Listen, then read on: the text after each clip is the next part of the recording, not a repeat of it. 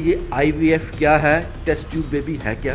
ये इतनी प्रॉब्लम बढ़ती चली जा रही है और ये मोस्टली जो प्रॉब्लम है वो एज की वजह से है, क्योंकि लोग अपनी प्रेगनेंसी थोड़ी डिले कर रहे हैं। माँ बाप बनने जा रहे हैं, आपके पास आ गए, पहली स्टेज क्या है जब वो आपसे मिलते हैं। जो हस्बैंड के स्पर्म होते हैं उनको हम कलेक्ट करते हैं, उसको फिर हम वॉश करते हैं, क्लीन करते हैं, जैसे हम बेस्ट स्पर्म को सिलेक्ट करते हैं, एग को ऐसे रखते हैं और स्पर्म को उसके अंदर डालते हैं। सोचो मैनुअली हम एग और स्पर्म को मिला के उनको फर्टिलाइज करते हैं। सरल भाषा में कहूँ कि 200 बच्चे हैं इस रूम में। हाँ बिल्कुल बिल्कुल, 200-250 बच्चे। प्रेगनेंसी में एम्ब्रियो अंदर बनता है, बेबी अंदर बनता है। Test tube baby means in vitro fertilisation, means fertilisation means egg और स्पर्म का मिलना। हम जो बाहर अपनी लैब में बनाते हैं उसको हम आईवीएफ कहते हैं। खुशियाँ बांट रहे हो आप। कोशिश है, कोशिश।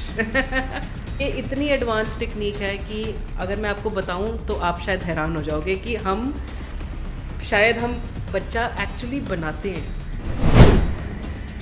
इसमें फ्रीज कब तक रख सकते हैं? तो जब तक मर्जी, आप 1 महीना रखें, 2 महीना रखें, 5 साल रखें, 10 साल रखें, 15 साल, जब तक मर्जी। जैसे हमने कपल का बेबी बनाया, उस बेबी को, एम्ब्रियो को हमने वापस फीमेल के यूट्रस के अंदर वापस डाल दिया। जब लड़के हैं शादी से पहले भी फ्रीज करा सकते हैं। आजकल बहुत लोग जिम जाते हैं, जिम प्रोडक्ट यूज़ करते हैं, उनको डर लगा रहता है कि इससे कहीं स्पर्म की क्वालिटी या स्पर्म ना ख़राब हो जाए। ऐसा हुआ तब मैं 29 ईयर्स की थी, तो मैंने अपने एग्स को पहले फ्रीज़ कराया। फिर मैं जर्मनी चली गई अपनी ट्रेनिंग के लिए, मैंने ट्रेनिंग करी अपनी। जब मैं वापस आई फिर मैंने मैंने शादी करी। मैंने अपने हस्बैंड को बताया कि ऐसे मेरे एग्स फ्रीज्ड हैं। वो यूएस में पड़े हुए थे 10-15 साल, तो उनको समझाने में मुश्किल नहीं तो उनको समझाने की मुश्किल नहीं हुई। फिर दोनों बच्चे उसी एग से हैं और हेल्दी है बिल्कुल हाँ बढ़िया, एकदम से भागते एकदम। कैंसर पेशेंट्स होते हैं, किसी को टेस्टिस का कैंसर है, ब्लड का कैंसर है, तो है शादी नहीं हुई, ट्रीटमेंट कराने जा रहे हैं, कीमोथेरेपी कराने जा रहे हैं। अब कीमोथेरेपी से स्पर्म्स जो हैं वो ख़त्म हो जाते हैं। अपनी कीमोथेरेपी कराने से पहले हमारे पास अपने 2 या 3 सैंपल फ्रीज़ करा लेते हैं, अपना ट्रीटमेंट करते हैं, अच्छे हो जाते हैं। उसके बाद अपनी प्रेगनेंसी को जो प्लान कर सकते हैं वो दोबारा हमारे पास आते हैं, स्पर्म्स को निकालते हैं, मतलब हम उनका प्रोसेसिंग करते हैं और उनका जो है वो बेबी उनके अपने बेबी करा पाते हैं। मशीन को अगर दूसरा नाम दे तो मां का दे सकते हैं। हाँ बिल्कुल, ये हमारा हार्ट है, ये हमारी टेम्पल का हार्ट है बिल्कुल। आज मैं बहुत खुश भी हूँ और हैरान भी हूँ। जो इन्फॉर्मेशन मैं आपको देने जा रहा हूँ इसके बारे में मैं थोड़ा बहुत जानता था, ज़्यादा नहीं, लेकिन जो मुझे पता चला उससे बहुत खुशी भी हुई और हैरानगी भी। सबसे बड़ा दुख ये होता है कि संतान नहीं है, वो विकल्प ही निकल गया, अब आपको उसकी चिंता करने की ज़रूरत नहीं है। और सबसे बड़ी दिक्कत होती थी महिलाओं को कि अगर वो अपने गोल को अचीव करना चाहती हैं तो पैरेलल लाइन में शादी करनी है, फैमिली बसानी है, एज बढ़ जाएगी, मुश्किल हो जाएगा, कुछ कॉम्प्लिकेशंस आ जाएंगी। इसलिए मैं कहा कि आज मैं हैरान भी हूँ जब ये जानकारी मुझ तक पहुँची, और खुश इसलिए हूँ कि ये जानकारी मैं आपके साथ साझा करने जा रहा हूँ। जो भी निसंतान हैं, औलाद चाहते हैं, प्रोफेशनल को लेकर बड़े ही सीरियस हैं, अब उनके लिए कोई दिक्कत नहीं होगी। किसी भी उम्र में आपको संतान हो सकती है। ये जानकारी आपके साथ साझा करने जा रहा हूँ। इस वक्त मैं हूँ डॉक्टर केडिस हॉस्पिटल में, जम्मू में, बिल्कुल आपने सही सुना, जम्मू में। एक छत के नीचे आपको सभी फैसिलिटी मिलेंगी।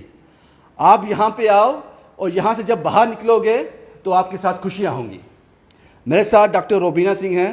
रोबीना जी, बहुत बहुत स्वागत आपका। आपने जो जानकारियाँ मुझे दी हैं उससे मैं बहुत हैरान भी हूँ और खुश भी हूँ।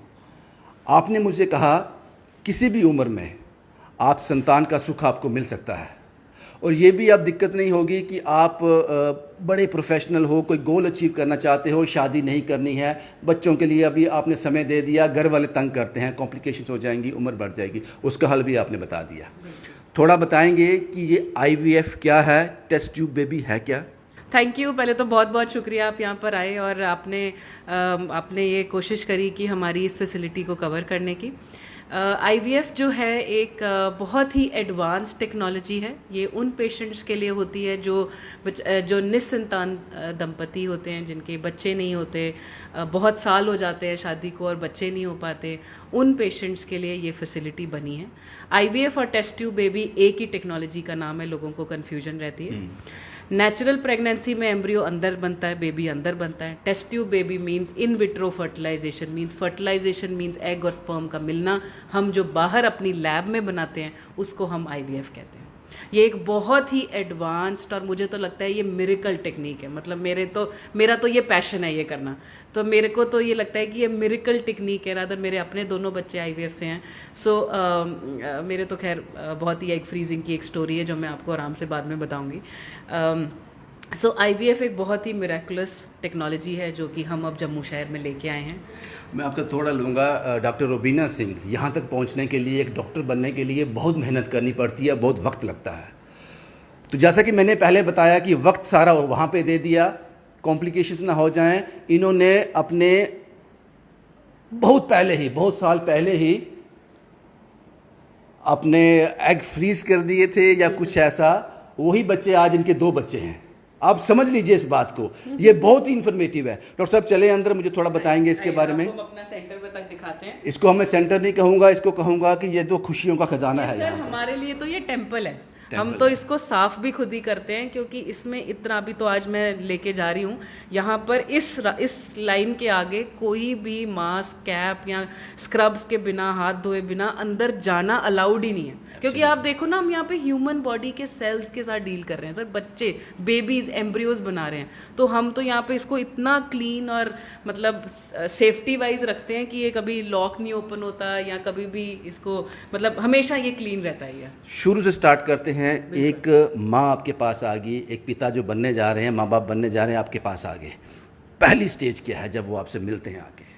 सबसे पहले तो जो फर्टिलिटी की प्रॉब्लम, इनफर्टिलिटी की प्रॉब्लम है, पहले हमारे पेरेंट्स के टाइम पे शायद कभी किसी ने इनफर्टिलिटी सुनी ही नहीं थी। अब ये इनफर्टिलिटी की प्रॉब्लम बढ़ती चली जा रही है। 1 in 6 कपल मीन्स हर 6ठा कपल को ये इनफर्टिलिटी की प्रॉब्लम है। जैसे मैं गुड़गांव में भी हमारा एक सेंटर है, तो वहाँ पर हमने ये देखा है कि 1 in 4 कपल, ये इतनी प्रॉब्लम बढ़ती चली जा रही है।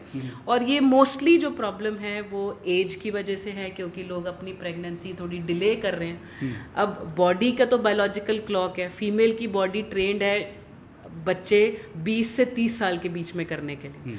अब क्योंकि हम सबको कुछ बनना है, हमें, जो कि ज़रूरी भी है, करियर करना है। यूनिवर्सिटीज़ में आप देख रहे हो लेडीज़, आजकल लड़कियां ज़्यादा पढ़ रही हैं, तो सबने अपनी एजुकेशन कंप्लीट करना है, फिर right kind of life partner ढूंढना है। तो ऐसे में जो बायोलॉजिकल क्लॉक है फीमेल की, वो आगे चली गई। सो अब सब हमने नोटिस किया, अब सब 20 पे तो कोई शादी सोच ही नहीं सकता, बट 30 के बाद भी लोग ढूंढना शुरू करते हैं। 30, 32, 35, जो कि मैं सपोर्ट करती हूँ, राइट, इसमें ऐसा नहीं है। बट अब क्या है कि बॉडी को तो पता नहीं कि सिचुएशन बदल गई है बाहर। उसकी वजह से क्या है कि जो फीमेल्स में इनफर्टिलिटी की प्रॉब्लम बढ़ती चली जा रही है। स्ट्रेस है, PCOD है, सेडेंट्री हैबिट्स हैं, वेट लॉस, वेट गेन है, इन फूड में अडल्ट्रेशन है, पेस्टिसाइड्स है, एनवायरनमेंट में इतना पोल्यूशन है, इन सब चीज़ों से ओवरऑल फर्टिलिटी जो है वो कम होती चली गई है।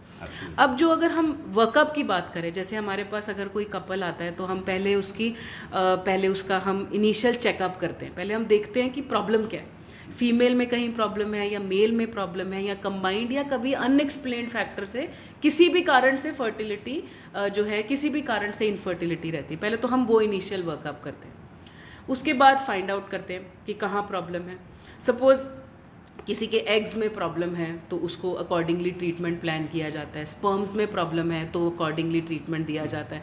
सो मेरा ये मैसेज है कि अगर किसी को भी फर्टिलिटी में या बेबी प्लानिंग में कोई प्रॉब्लम आ रही हो, तो जितनी जल्दी आप डॉक्टर से जाके मिलेंगे उतनी जल्दी डॉक्टर आपको इजी सोल्यूशन देगा। आप जितना डिले करेंगे तो डॉक्टर के पास भी सिर्फ एडवांस ट्रीटमेंट, यानी कि IUI या IVF या उससे एडवांस ट्रीटमेंट ही बचता है। राइट मैसेज ये है कि आप टाइम से, अपने टाइम पर डॉक्टर को आके मिले। आप मशीन के बारे में बता दें। इनिशियल मशीन यही है? हाँ, यही मशीन दी है। सो इनिशियल मशीन हमारा ये लैमिनार फ्लो है।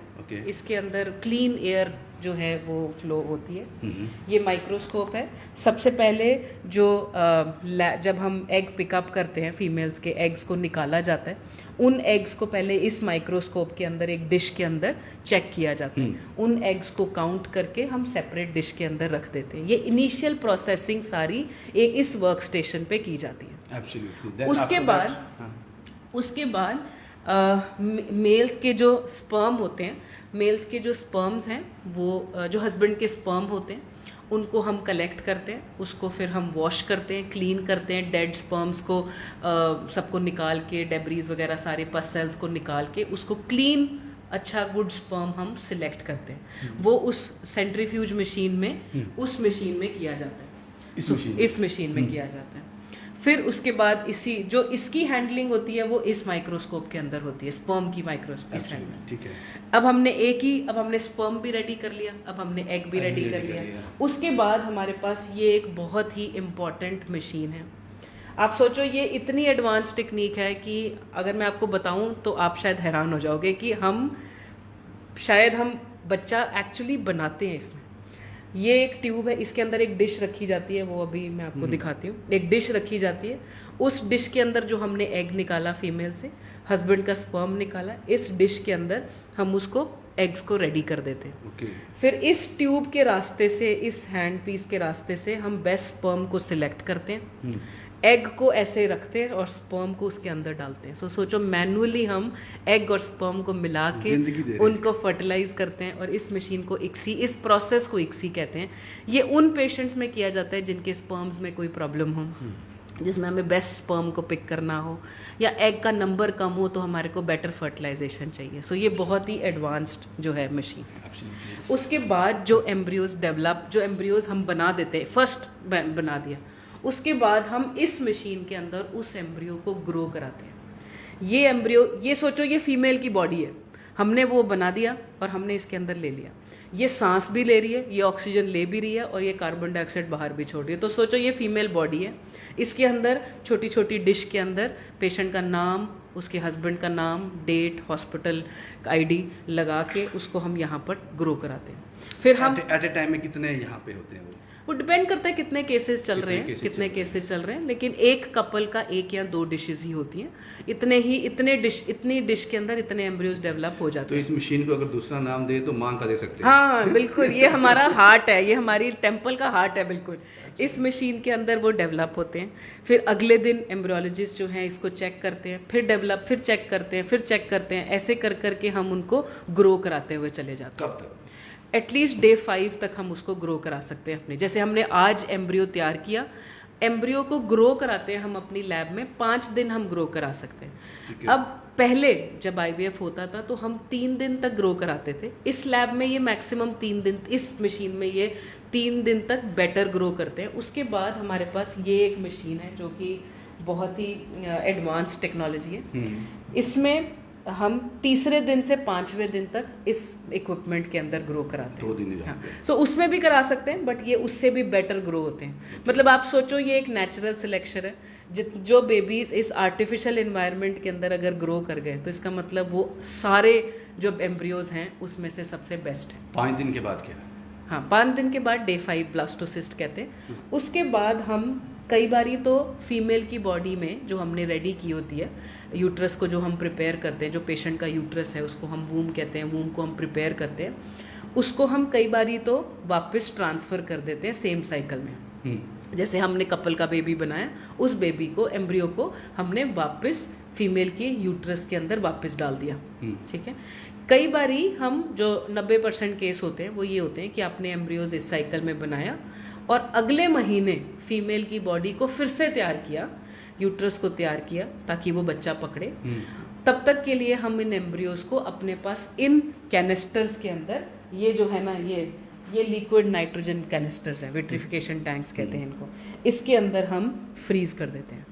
अगर हम आपको मैं दिखाती हूँ लिक्विड नाइट्रोजन, ये देखिए, ये इसके अंदर ये हमारे लिक्विड नाइट्रोजन है। और अगर आप ये देखें तो इसके अंदर कहीं मतलब मोस्टली आई थिंक 1000 एम्ब्रियोज तो ऑलरेडी फ्रीज पड़े होंगे। सो आप ये देखें, इनके अंदर फिर हम जो है एम्ब्रियोज को वापस डाल देते हैं।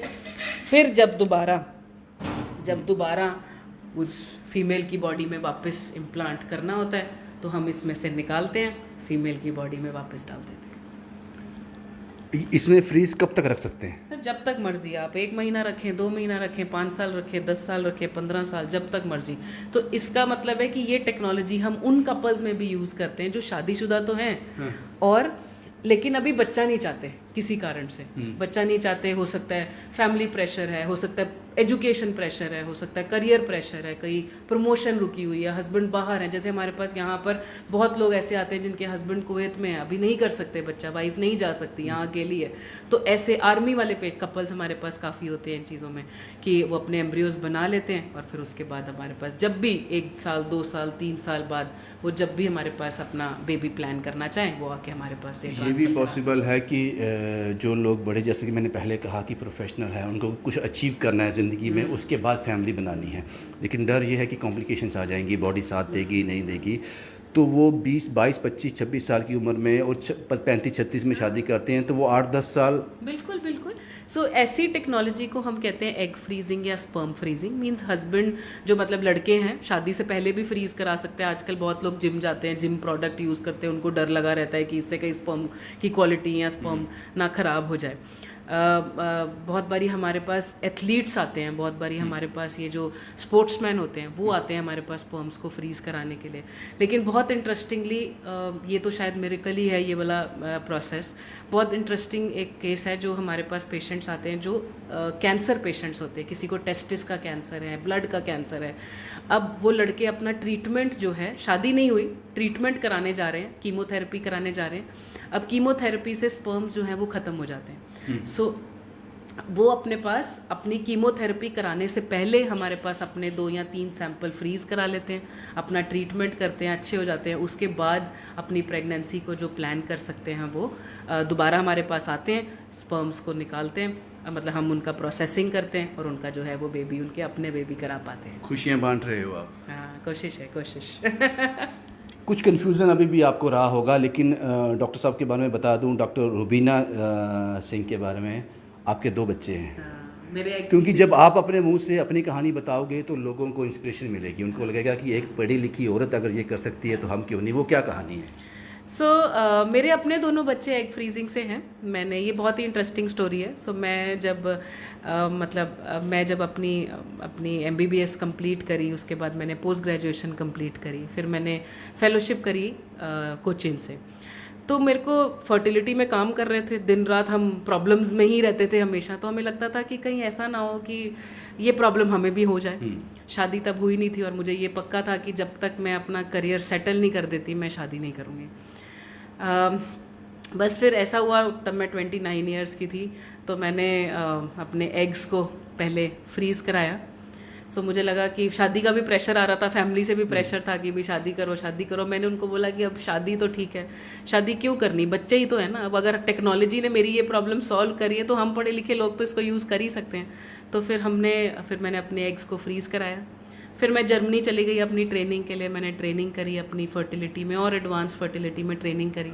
जब मैं वापस आई फिर मैंने मैंने शादी करी। शादी से पहले ही आपने कर दिया? मैंने शादी से पहले ही कर लिया था। फिर मैंने शादी करी तो फिर मैंने अपने हस्बैंड को बताया कि ऐसे मेरे एग्स फ्रीज्ड हैं। वो US में पड़े हुए थे 10-15 साल, तो उनको समझाने में मुश्किल नहीं हुई। तो उनको समझाने की मुश्किल नहीं हुई। तो उन्होंने कहा कि अरे वाह, मैं तो बहुत स्मार्ट वुमन से शादी कर रहा हूँ, मतलब प्रोफेशनली भी ओरिएंटेड है और सब कुछ है। तो he was very happy and convinced. तो फिर दोनों बच्चे उसी एग से हैं और हेल्दी है बिल्कुल बिल्कुल। हाँ, बढ़िया, एकदम से भागते इधर उधर। अब जो मैंने वो एम्ब्रियोज 4 अब तो 6 साल हो गए, मैंने जो फ्रीज किए थे वो उनके हमने नाम, मतलब वो अब घूमते हैं मेरे घर में तो मुझे और भी अच्छा लगता है। उनका नाम भी हमने निर्भय और निर्वैर रखा, क्योंकि शायद हमारी थॉट्स ऐसे थे और हमारे जो हमने किया वो शायद निर्भय था और निर्वैर था, तो इसलिए हमने उनके दोनों के नाम भी निर्वैर। डॉक्टर बोलता है तो मोहर लग रही है, उन लोगों पे जो कंफ्यूजन है उस पर मोहर लग रही है। एक आखिरी सवाल, अभी की बात करूं, अभी आपके पास कितने, वो क्या नाम लेते हो अभी? एम्ब्रियोज। कितने एम्ब्रियोज हैं आपके पास? अभी हमारे पास होंगे कोई, अभी तो सेंटर स्टार्ट ही हुआ है, तो आई थिंक 200-250 एम्ब्रियोज होंगे। कैसे एम्ब्रियोज हैं, जो लोगों ने स्टोर करवाए हैं या फिर ये अंडर प्रोसेस है? नहीं, ये वो नहीं, स्टोर तो एम्ब्रियोज हैं ही हैं, बट ये पेशेंट्स के एम्ब्रियोज हैं। जो कपल्स हमारे पास आते हैं जिनके प्रेगनेंसीज नहीं हो रही हैं, अभी उनके प्रोसेस चल रहे हैं, अभी अगले महीने तक उनके ट्रांसफर्स होंगे, तो ये वो वाले एम्ब्रियोज हैं जो हमने यहाँ पर अपने फ्रीज स्टोर करके। बड़ी सरल भाषा में कहूँ कि 200 बच्चे हैं इस रूम में। हाँ, बिल्कुल बिल्कुल, 200-250 बच्चे हैं। शुक्रिया मैम सारी जानकारी हमारे साथ शेयर करने के लिए। अब आपको घबराने की ज़रूरत नहीं है, खुशियाँ यहाँ मिलती हैं एक छत के नीचे। डॉक्टर केडिस हॉस्पिटल, त्रिकुटा नगर, जम्मू में। जी हाँ, जम्मू में, कहीं जाने की ज़रूरत नहीं है बाहर, एक छत के नीचे खुशियाँ इंतज़ार कर रही हैं और सिर्फ देर है आपकी पहल करने की। डॉक्टर रोबीना सिंह आपका इंतज़ार कर रही हैं। शुभम कुमार के साथ Ravindra Singh, the state sentinel के लिए।